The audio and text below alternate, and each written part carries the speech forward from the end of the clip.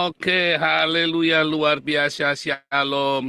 Semua yang ada di Indonesia, di Eropa, di Israel, di Haifa, alma mater saya, dan yang ada di seluruh dunia.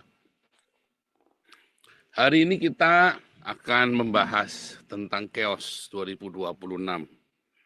Ini akan terjadi serem sekali, saudara, karena terjadiannya seperti antikristus, seperti zaman antikristus ya.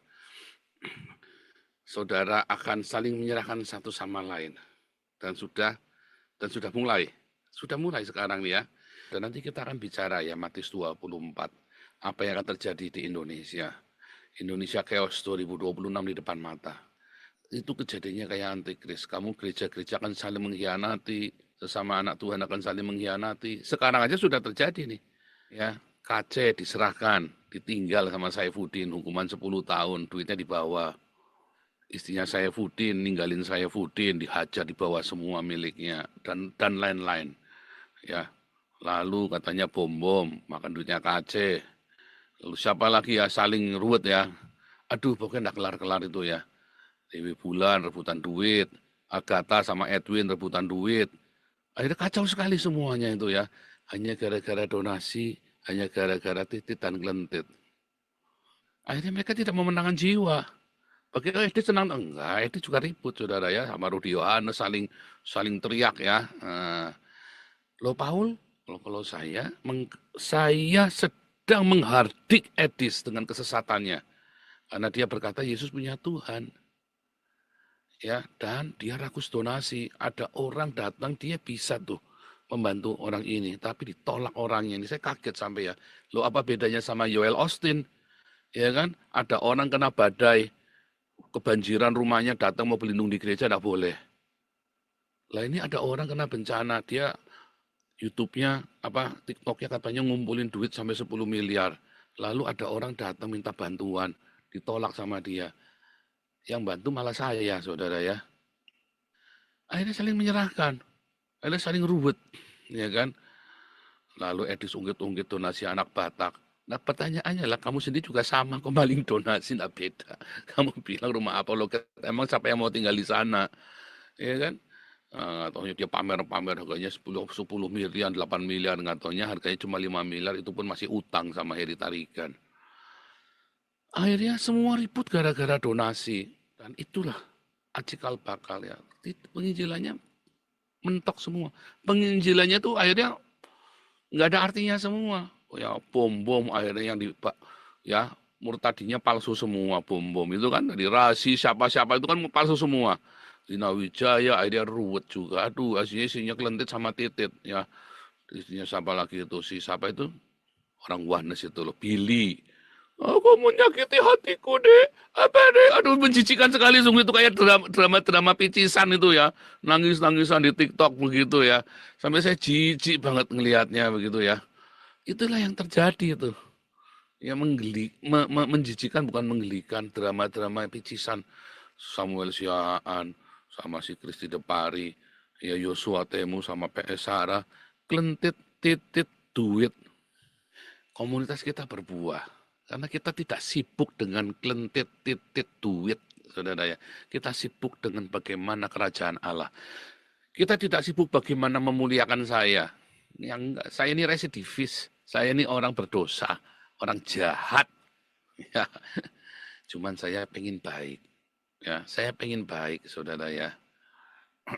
Luar biasa. Hari ini kita adalah masuk dalam ini ya pengajaran berikutnya selalu tentang persiapan tentang akhir zaman. Persiapan ya. Saya selalu menegaskan ya supaya bersiap. Waktu itu saya beritahu kepada kalian ya pernah bahwa nanti antikristus itu akan mulai memperkenalkan dirinya itu dari Indonesia. Justru dari Indonesia. Mengapa saudara? Indonesia ini adalah negara Islam terbesar dan salah satu negara Kristen di mana negara Islam di mana orang Kristennya bisa berkembang tetapi ditekan. Ya.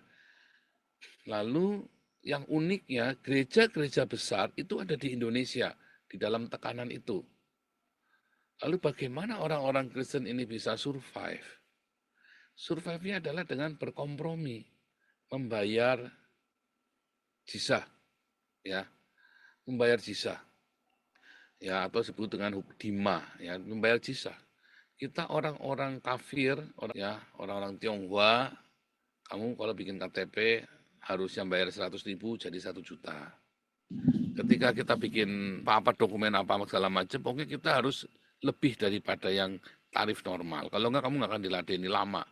Walaupun di belakangan sudah ada perbaikan, tetapi terjadi kekerasan dalam hal agama, ya, pelarangan rumah ibadah.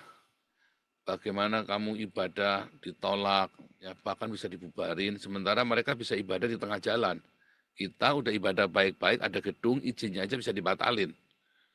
Tetapi itu bukan penganiayaan yang luar biasa.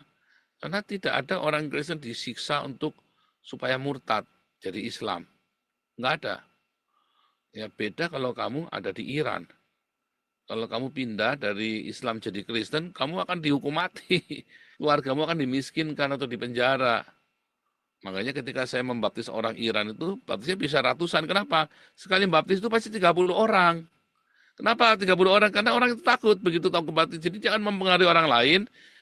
Nggak entah apa yang diucapkan mereka. Orang saya penginjilannya cuma pakai Google Translate. Terus mereka bilang, aku mau baptis. Ya, ada beberapa memang kesaksian mengalami mimpi perjumpaan dengan Yesus. Nah, itu memang menarik sekali ya. Makanya saya bisa panen ratusan. Nah, ada orang Irak yang kita baptis juga ya. Ada orang Irak. Irak dia dari Islam.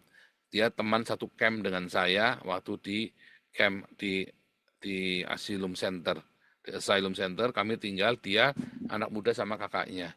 Lalu kita baptis. Waktu itu saya juga belum ada status ya, saya masih tinggal di camp. Ada juga orang Yaman, ada lagi orang-orang dari yang gabung dengan kita di Den Haag, ada orang dari Syria, 2 keluarga ya, orang Islam. Namanya Mustafa, satunya lagi namanya Ali. Ya, keluarganya Mustafa dan keluarganya Ali. Nah, Indonesia ini sangat unik. Kamu tidak akan dianiaya ketika kamu convert menjadi Kristen, dari Islam menjadi Kristen. Nah, itu Yusuf Roni itu dianiaya bukan karena dia convert Islam jadi Kristen, karena ketika dia bersaksi agama lamanya, itulah yang menjadi aniaya bagi dia. Makanya undang-undang yang dikenakan adalah undang-undang subversif. Ya, itu. Hukumannya 7 tahun, ketok palunya. Dia jalani 7 tahun. Ya kan 7 tahun dia jalanin 2/3, 4 atau 5 tahun. Nah KC itu dulu 10 tahun. Kenapa KC di penjara, saudara? Apakah karena dia dari Islam jadi Kristen? Oh, Islam jadi Kristen udah 10 tahun yang lalu KC. Udah berapa, ya kan? Ternyata karena pasal yang dikenakan adalah undang-undang hoax, kabar bohong. Dia menerjemahkan kitab kuning, membacakan kitab kuning dengan tidak sepatutnya. Ya seharusnya juga tidak boleh dipenjara. Ya hanya di Indonesia saja. Ya, itu undang-undang zaman Soekarno tuh ya, pasal hoax itu ya, supaya jangan ada orang menyebarkan hoax sembarangan. Nah, jadi yang dikenakan kepada KC adalah undang-undang hoax 10 tahun. Tapi akhirnya ketok palunya 6 tahun, lalu jadi 8 tahun ya. Dan KC menjalani masa asimilasi 4 tahun, tapi dia akhirnya jalanin yang 4 tahun aja asimilasi. Ya asimilasi, tapi tiap hari harus lapor. Kemudian, siapa lagi saudara? Omega Suparno. Omega Suparno itu pengecualian, tapi kan satu dari sekian kasus perpindahan agama. Nah, Omega Suparno itu dibunuh karena ada temannya yang tidak suka. Emang orangnya rada bahlul ya, si temennya ini ya, orang dari pesantren, jadi dibunuh. Tapi intinya orang-orang Kristen di Indonesia itu berhasil beradaptasi sehingga bisa berkembang, tetap berkembang. Banyak ya, banyak orang-orang Islam yang jadi Kristen, apalagi ketika Ahok di penjara itu banyak sekali kesaksian-kesaksian ya, orang-orang Islam pindah jadi Kristen karena muak dengan Islam. Dan mereka mulai berani. Dan hari-hari ini orang-orang Islamnya berani melakukan perlawanan di media sosial, orang Islamnya sendiri. Seperti Ade Armando, si Kumaila. Contohnya sampai lagi banyak ya, banyak sekali ya. Mulai berani tampil di media sosial mengkritik Islam. Munim Siri, mulai berani ya. Apakah mereka liberal? Bukan, mereka bukan liberal. Mereka memang orang Islam yang tidak suka dengan cara-cara Islam, udah muak. Yang menurut mereka nggak begitu. Buya Sakur, kan berani kan, Buya Sakur kan berani sekali kan. Gus Dur sendiri ya. Jadi kita selama ini, ya di hari-hari ini kita harus mulai melihat tanda-tanda zaman ini yang ada di Indonesia. Apakah Indonesia akan bubar? Pasti Indonesia bubar. Kalau dalam tahun ini Prabowo tidak segera merapat ke Israel, sudah dijamin Indonesia sudah pasti bubar, bukan saja secara de facto lagi, tapi de jure pun akan bubar. Ya, karena sudah nggak ada dana lagi. Dana yang mungkin masuk hanya satu-satunya adalah dari investor Yahudi yang belum pernah mencoba di Indonesia secara terang-terangan masif. Dan tentu saja ketika orang Yahudi ini masuk, mereka akan minta fit proper test terhadap semua BUMN dan di mana mereka mau investasi, dia minta fit and proper test. Mereka nggak bodoh. Disitulah nanti akan terjadi perbaikan manajemen birokrasi Indonesia. Dengan apa? Free proper test. Kalau enggak, kita nggak mau kasih. Kalau nggak cocok, ya kasih orang yang cocok. Siapa? Taruh di situ. Karena mereka tetap mau investasi. Ya, jadi masuknya investor Yahudi ke Indonesia ini akan membawakan banyak sekali keberuntungan. Panji Gumilang, betul, Endang ya. Panji Gumilang adalah salah satunya ya. Panji Gumilang adalah salah satunya yang berani ya mengkritik Islam dari dalam. Ya, dan berani melindungi orang Kristen dengan terang-terangan dan pengakuan terhadap orang Yahudi. Maka dengan chaos yang sudah ada di depan mata ini, saudara, dengan chaos yang sudah di depan mata ini, ya, ini akan terjadi bukan saja chaos di dalam birokrasi. Sekarang ini udah chaos birokrasi namanya ya, chaos birokrasi, chaos di dalam perekonomian. Maka terjadi yang sekarang belum ada terjadi adalah konflik horizontal. Konflik horizontal ini kan harus ada penggeraknya. Kalau nggak bisa. Takut masyarakat harus. Nah, ketika penggeraknya ini mau bikin konflik, dibayar sama Prabowo. Setiap kali mau konflik, dibayar lagi. Sampai habis itu uang negara hanya buat membayar. Hanya buat membayar supaya jangan terjadi konflik horizontal. Ya, Permati Arya, ya betul ya, salah satu juga yang lainnya Permati Arya ya, yang berani.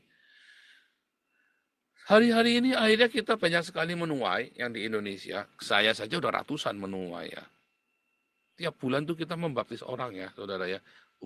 Nah itu adalah bukti bahwa kita banyak bergerak dan ada banyak konversi. Itu punya kita saja, belum yang lain-lain ya yang kita nggak tahu. Banyak komunitas-komunitas underground ya di Indonesia yang membaptis ya. Gereja-gereja yang mereka masuk secara mandiri ke gereja-gereja, menyusup, lalu mereka dibaptis. Lalu mereka ngeblend dan mereka underground. Ini sangat penting sekali, saudara ya, bahwa ada sesuatu yang menarik, yang istimewa di Indonesia.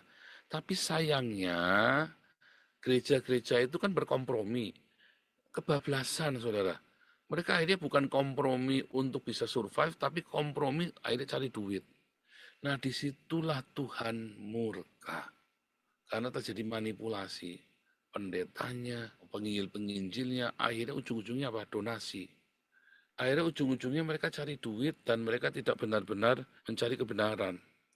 Mereka nggak benar-benar cari kebenaran. Mereka tidak benar-benar ingin memberitakan Injil. Akhirnya mereka cari donasi, rakus dan tamak. Setelah itu para penginjil, para pendeta menjadi selebritis. Akhirnya jadi selebritis. Weh, ngeri sekali begitu sudah jadi selebritis ini. Akhirnya yang menjadi center bukan Tuhan Yesus lagi, tapi para pendeta atau para penginjil inilah yang menjadi center, yang menjadi selebritis. Dan mereka bangga dan mereka tidak tahu betapa bahayanya itu ketika itu dibiarkan. Itulah sebabnya di komunitas kita mentarbiskan, memuridkan banyak orang, supaya saya tidak one man show, supaya saya tidak menjadi star.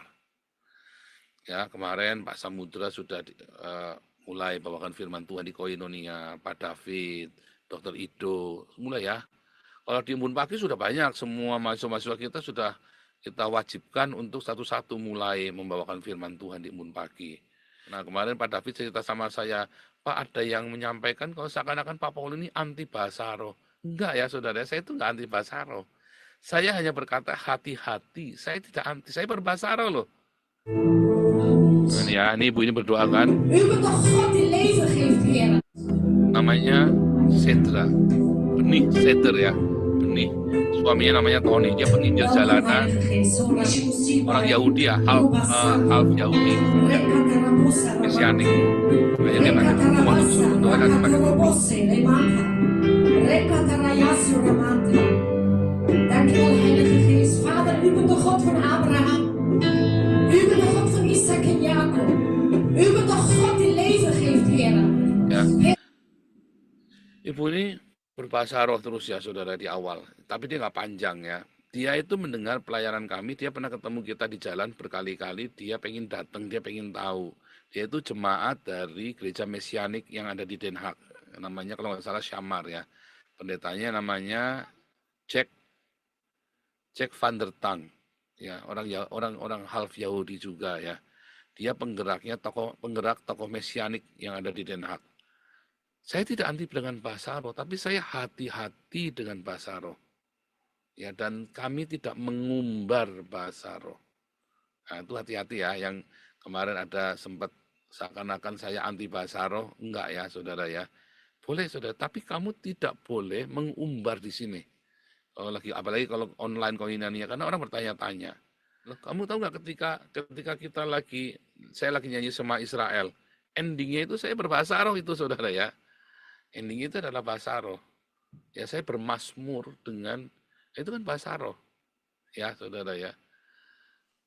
Nah, saya balik lagi ya. Komunitas-komunitas kita ini menghindarkan satu orang tampil menjadi star, jadi selebritis. Karena ketika satu orang tampil menjadi selebritis, maka kita bukan lagi memuliakan nama Tuhan, tapi kita akhirnya memuliakan diri kita sendiri. Ada orang yang tidak suka sama saya banyak, ya tidak apa-apa. Saya tidak favorit, tidak populer, nggak apa-apa. Mengapa? Ya memang yang populer itu hanya Tuhan Yesus, bukan saya. Yang penting berbuah jiwa-jiwa. Yang penting berbuah di dalam karakter. Yang penting berbuah, yaitu terlihat bahwa ada saling tolong-menolong, ada saling support di dalam komunitas ini. Berbuah cinta kasih itu ada buahnya, ada nyata dalam tindakan. Banyak pendeta-pendeta di Indonesia, akhirnya ributnya bagaimana dia bisa menjadi populer. Yang ujung-ujungnya ya selalu apa? Duit. Dan akhirnya gara-gara duit, dia terjebak di dalam itu tadi, titit dan lentit. Terjebak dalam itu, perzinahan. Disitulah kemudian orang-orang ya di dalam komunitas itu, orang bukan lagi cari Tuhan, mencari popularitas, mencari eksistensi, mencari sebuah pengaruh, siapa yang paling banyak pengikutnya, dialah yang paling benar. Nah, itu dia. Ya kan, sekarang ini kan parameternya kan ada yang algoritmanya paling tinggi kan. Lah kalau begitu saya paling benar. Ya saya 3 tahun algoritma saya paling tinggi penontonnya 8.000 terus di YouTube. Loh, kalau kamu di YouTube loh ya, bukan di TikTok. Kalau di TikTok mah gampang, saudara. Saya baru muncul di TikTok aja penontonnya 1.000 terus. Di YouTube loh. Di YouTube itu untuk mendapatkan algoritma 8.000. Penonton kita 8.000, 4.000, 8.000, 4.000, 8.000 di YouTube loh, saudara ya. Itu banyak, saudara ya. Dan itu original, asli. 3 tahun berturut-turut. Ya, itu berarti saya yang paling benar. Tapi itu bukan patokan. Saya tahu suatu ketika itu akan turun. Ya kan? Makanya kita bikin komunitas.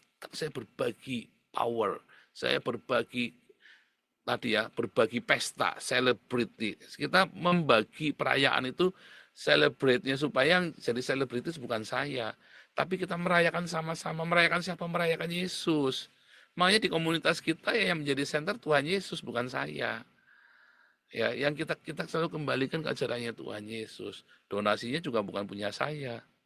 Donasinya juga bisa bukan masuk ke saya, karena setiap kali kita memberikan pelayanan kepada sesama, menolong sesama, ya kita kasih makan, kita kasih bayarin sekolahnya, beasiswanya, ya kita kasih juga kontrakan rumahnya. Itu adalah untuk memuliakan nama Tuhan Yesus. Apa Anda berinteraksi dengan saya? Apa Anda minta izin dengan saya? Enggak, sekalipun kamu kenal dengan saya nggak bisa apa-apa. Yang memutuskan adalah pengurus. Itu bukti bahwa saya bukan selebritis. Penguruslah yang mengurus keuangan itu.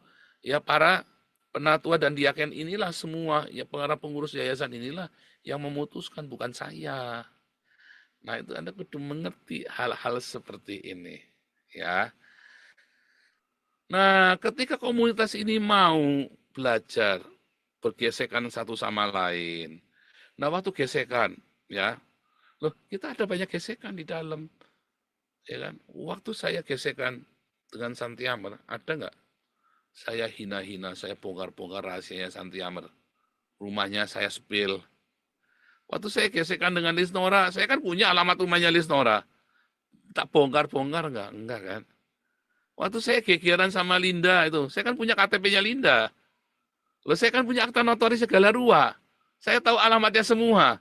Apa saya bongkar-bongkar mereka semua? Enggak kan? Enggak boleh.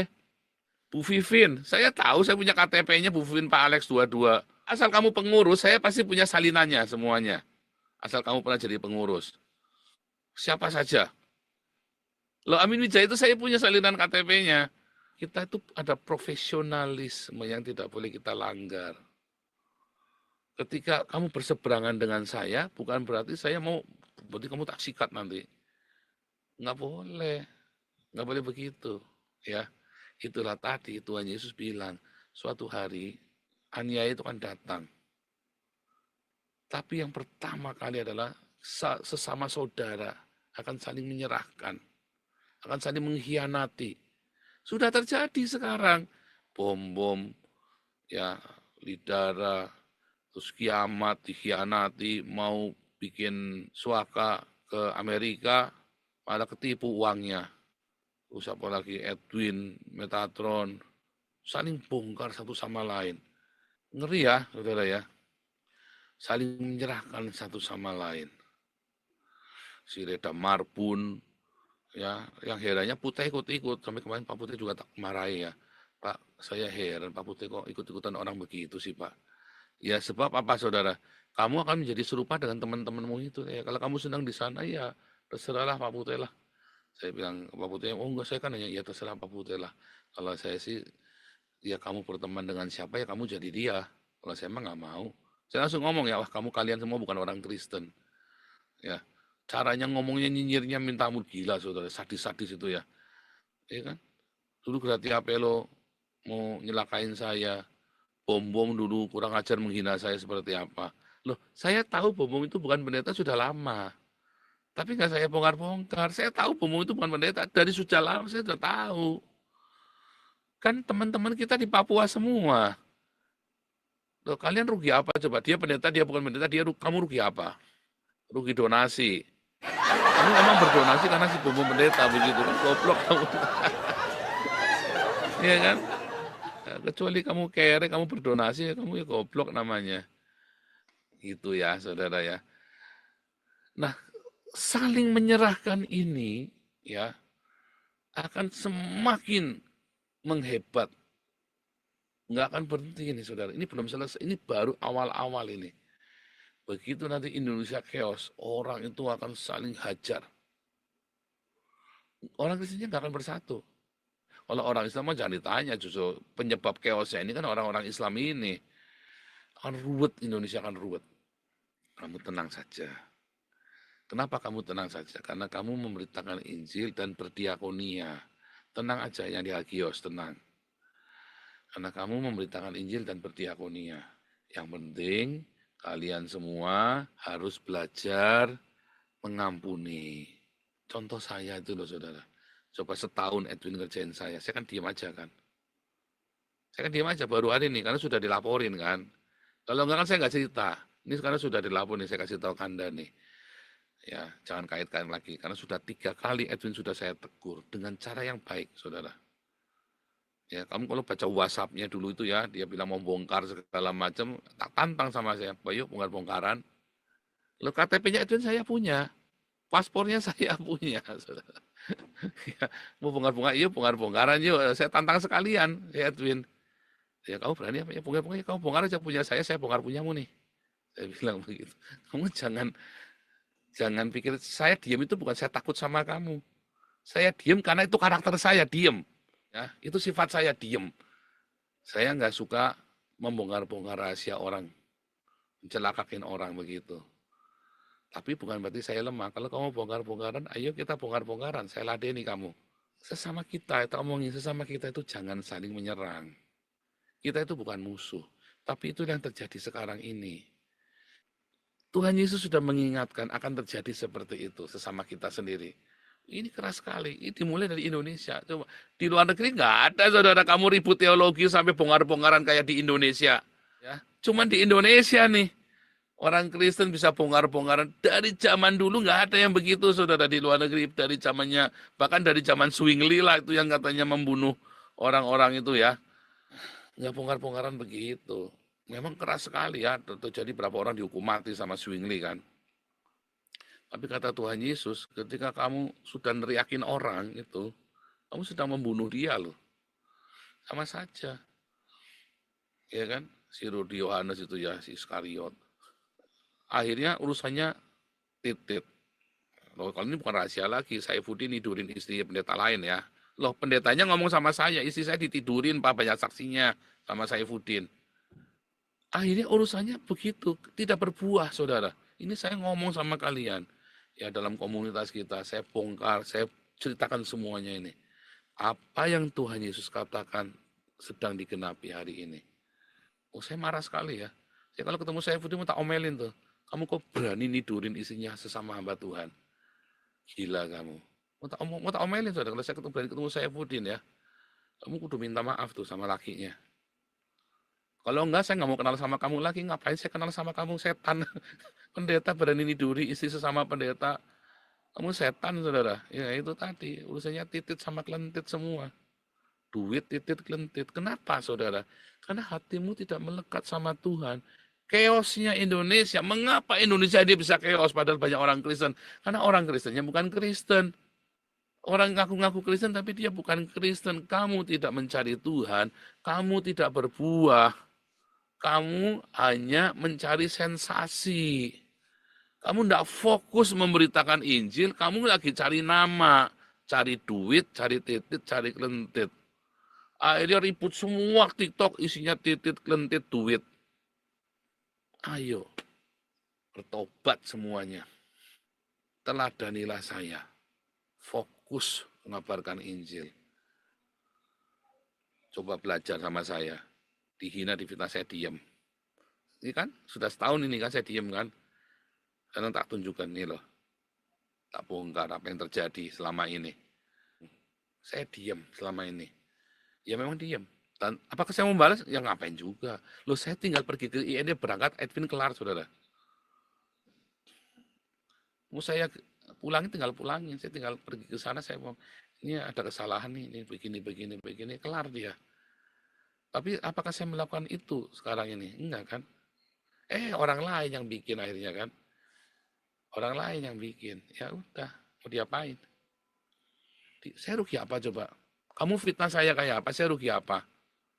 Ya tapi kan Pak jadi namanya jelek Pak. Nggak apa-apa. Nama saya tidak populer nggak apa-apa. Nama saya jelek nggak apa-apa. Biar saya mendapat upahnya dari Tuhan Yesus. Karena ini pekerjaan yang sangat rentan dengan kemuliaan buat saya sendiri. Ya kan kita memberi makan, kan atas namanya saya semua kan. Joseph Paulus yang YouTube-nya kan. Anggap aja ini upahnya saya. Saya dihina, saya dicaci maki, ya kan sama anjing-anjingnya Edis itu kan. Saya dicaci maki, dia apa, ya kan. Enggak apa-apa, biarin aja. Sama sekali-kali tak omongin, ada anjingnya Edis, sekali-kali tak omongin ya. Wah, Yesus kok punya Tuhan, kamu sudah jadi mualaf kamu, udah jadi Islam. Nah, ya kan, Yesus punya Tuhan. Coba saudara ya, kamu lihat ya. Semua ini asal usulnya gara-gara Yesus punya Tuhan. Ada seorang apologet Kristen, ngaku Kristen, berkata Yesus punya Tuhan. Asalnya gara-gara dari itu semuanya. Donasi yang miliaran. Ya kan, hisap semua sama dia buat beli rumahnya dia. Itu pun pakai bohong lagi. Harga rumahnya ternyata cuma 5M masih utang. Artinya donasinya nggak terkumpul sebanyak itu. Memang waktu YouTube saya itu yang nonton 8.000 live viewernya ya, itu 1 bulan saya bisa dapat 30 juta, saudara. Kalau sekarang saya 1 bulan paling cuma 10 juta, sekitar 400-500 euro. Ya, kalau dulu saya bisa sampai 1.500 euro sebulan. Ya, pendapatan saya 30 juta kan, 1.500 euro. Pernah sekali 1.800 euro, pernah sekali ya 1 bulan itu ya. Dari macam-macam itu ya. Pernah. Tapi itu tadi saudara ya. Sehari ini kan kita ada banyak kelas. Saya bekerja, isi saya kerja. Kita tidak ngemis-ngemis. Kita tidak meminta-minta. Begitu kamu meminta-minta, disitulah konflik akan terjadi. Ya kan? Berarti kan ada kepentingan uang di sana. Pendeta-pendeta yang menghimpun kekayaan di sini, akhirnya kan ribut kan. Masalahnya duit. Enggak pelayanan, akhirnya ceritanya duit. Kayak mafia narkoba kan. Batas wilayah kan, menentukan batas wilayah, apa segala macam. Tapi kalau itu memang sudah terjadi sudah lama. Kalau sesama pendeta ini, ya hanya diem-diem. Ya kan? Tetapi makin lama makin santer di kalangan, ya umatnya akan ngikutin. Makanya di sini ketika kamu udah minta-minta, tak tegur saudara. Kalau kamu nggak berhenti, kamu tak remove loh saudara. Tak remove sungguh saudara, kamu tak remove langsung. Kalau saya masih dengar lagi, ini namamu nggak tak umumkan. Tapi kalau saya masih dengar kamu masih minta-minta, tak remove kamu dari grup. Ya, dulu ada satu orang yang sudah saya remove bolak-balik, dia ngomong, saya waktu itu bilang Pak Imam kan nanya, kenapa orang ini katanya susah? Oh memang saya remove Pak, kenapa? Karena saya tahu orang ini akan minta-minta. Saya sudah tahu benar kan, saya minta-minta kan, kan kejadian. Makanya saya remove, gitu loh. Ya, nggak boleh saudara, kamu minta-minta. Masuk dalam komunitas, ikuti SOP-nya, minta kepada yayasan, bukan kepada perorangan. Sudah diajarin. Mengapa? Supaya kamu jangan jadi pengemis di sini. Kamu tak ajarin yang benar. Dan supaya orang-orang ini jangan syak. Loh, aku ini udah berdonasi ke Damarkasi, ke Damaris. Itu di profesional. Kamu kenapa aku mesti nolong kamu lagi? Kecuali orang ini sombong. Oh, aku punya, aku mau ngasih. Nah, itu terserah kamu. Kejeblos kan akhirnya kan? Kejeblos. Iya kan? Nah, akhirnya dibohongin kan? Iya, makanya masukkan aja ke yayasan. Nanti yayasan survei. Yayasan punya pertimbangan-pertimbangan. Mengapa tidak dikasih? Oh, ternyata Bang punya mobil, Pak. Waktu itu disurvei loh, Pak, lu lebih kaya dari saya, Pak. Itu kacau ya, saudara ya.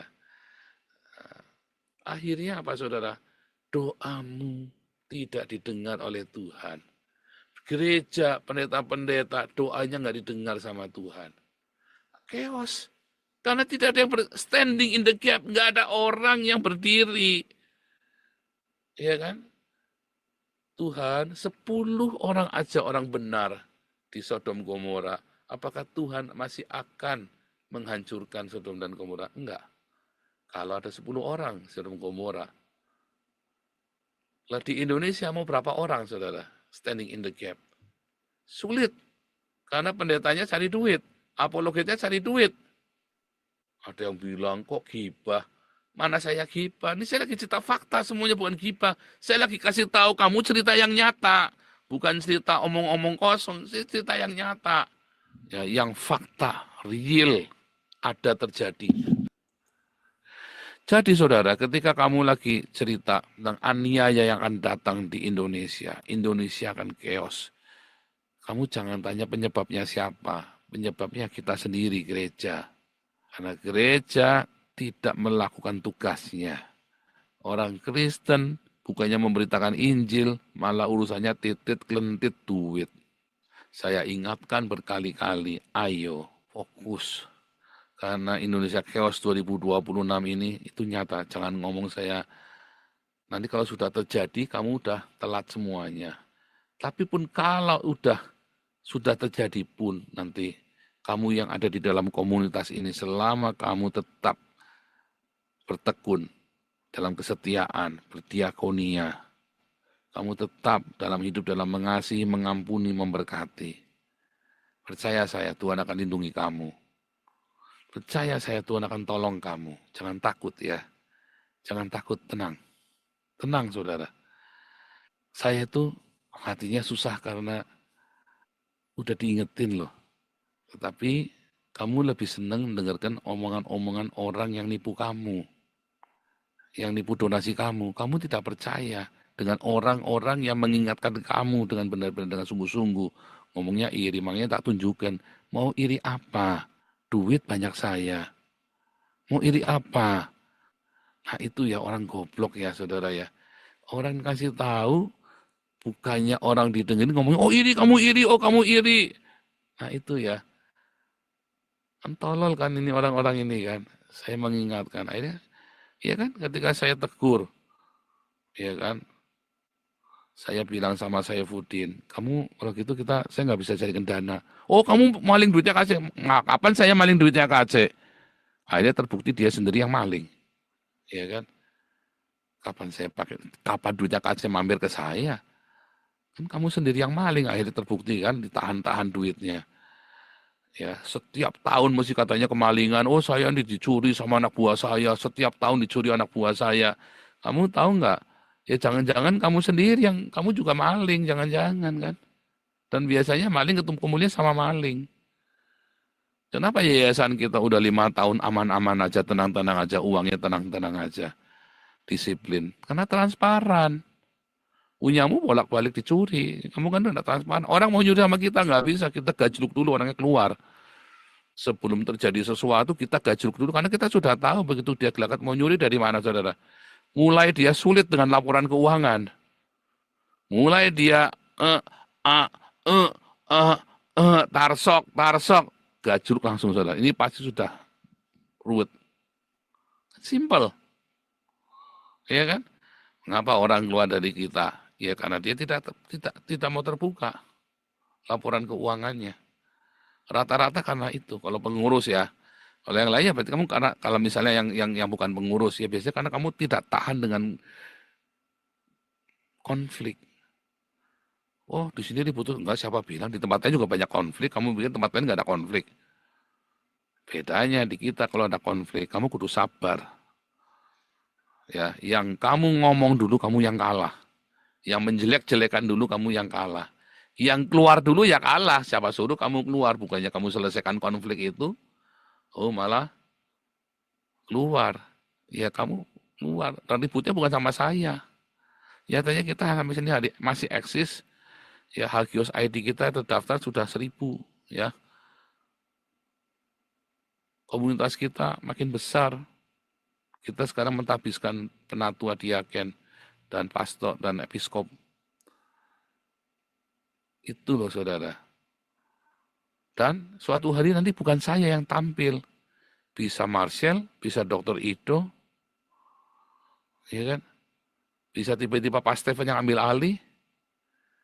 Mungkin bukan saya. Saya nanti fokus. Makanya di Den Haag saya siapkan David sama Marcel untuk standby in charge. Karena saya akan banyak pergi traveling tahun 2026, 2027. Ya, saya akan banyak traveling. Karena apa? Karena itu memang pekerjaan saya sebagai rasul. Nanti ada Pak David, ada Marcel. Makanya kita kepretin Marcel terus, saudara. Ayo kita kepretin Marcel rame-rame biar dia cepat dewasa. Ini orang udah umur 30 tapi sifatnya masih kayak anak remaja, saudara ya. Maksudnya bukan sifat. Ini ya loh. Selebornya masih kayak anak remaja. Kayak orang nggak punya tanggungan. Ya memang belum menikah. Ini coba siapa yang merasa dirinya cantik, coba tolong. Ini Marcel ini kasihan ini, saudara. Urusan reproduksi. Ini orang ganteng tapi ya itu tadi ini orang banyak talenta, banyak ini, banyak itu kudu dikepretin nih saudara. Tolong ini Pak Enardo ini sama Dokter Ido nih, tolong dikepretin ini supaya cepat dewasa ini. Umur sudah dewasa saudara, tapi selebornya minta ampun ini orang ini satu ini. Tapi biar ya kita jorokan jadi gembala ya saudara ya, setuju ya. Kita caranya kan gitu orang nggak bisa berenang, takut, bener takut jorokan sekalian biar tenggelam, anak jorokan sekalian biar jadi gembala, ya kan sama Pak David tentu didampingi ya, dampingi Pak David, ya kan kita juga nanti tenggelam kita semua tenggelam sama-sama nanti sama dia, jangan didampingi lah ya, Ini tolong Pak Enardo sama Dokter Ido tolong dikapretin, bantu saya ngapretin si Marcel ini ya. Aduh, sampai capek saya, capek hati saudara ya. Kapretin ya biar jadi. Sayang saudara, karena ini orang nanti kalau dia nurut ya nanti jadi orang hebat. Itu ya saudara ya. Jadi intinya malam ini saudara ya. Ya, kalau kamu lagi difitnah, nggak usah dibales. Kalau kamu lagi digibahin, nggak usah dibales. Kalau kamu lagi dikerjain orang, nggak usah dibales. Kamu fokuslah dengan berbuah. Buahmu itu akan menjawab semua fitnahan orang kepadamu, saudara. Sibukkan dirimu dengan berbuah. Karena memang kamu akan difitnah, memang kamu akan diserahkan kepada sesama, ya kan? Kamu akan saling diserahkan kan? Memang antikris itu akan menampakkan, akan mulai memperkenalkan dirinya. Tapi dia berkuasanya nanti di Iran. Sudah saya tulis dalam buku saya Khilafah Terakhir ya. Tapi kamu kan ini dari Indonesia, antikristus ini. Unik ya saudara ya. Karena Indonesia adalah negara Islam terbesar di dunia. Sekarang Pakistan. Tetapi Indonesia masih tetap jadi negara yang pegang negara Islam terbesar. Dan suaranya masih didengar di antara negara-negara Islam. Tetapi gerejanya dilepas, ditarik. Kelihatannya berkembang tapi tidak berkembang. Imannya tidak berkembang. Ya, di Cina itu gereja itu kok militan ya saudara ya. Wih, greget saudara ya. Di Cina itu ya. Loh di Eropa sekarang gereja greget, saudara, ngeri ya. Oh, Eropa ini gereja itu greget sekali. Siapa bilang Eropa tertidur? Eropa ini sedang menggeliat ya. Sibukkan dirimu dengan berbuah. Ayo, jangan fokus. Wah tapi duit sama titit kelentit kan butuh Pak. Bukan, kamu jangan fokus dengan duit titit kelentit. Saya aja nggak mikirin duit, duitnya datang sendiri. Sibuklah berbuah. Ya, jangan kamu sibuk mencari pembelaan diri. Oke, haleluya.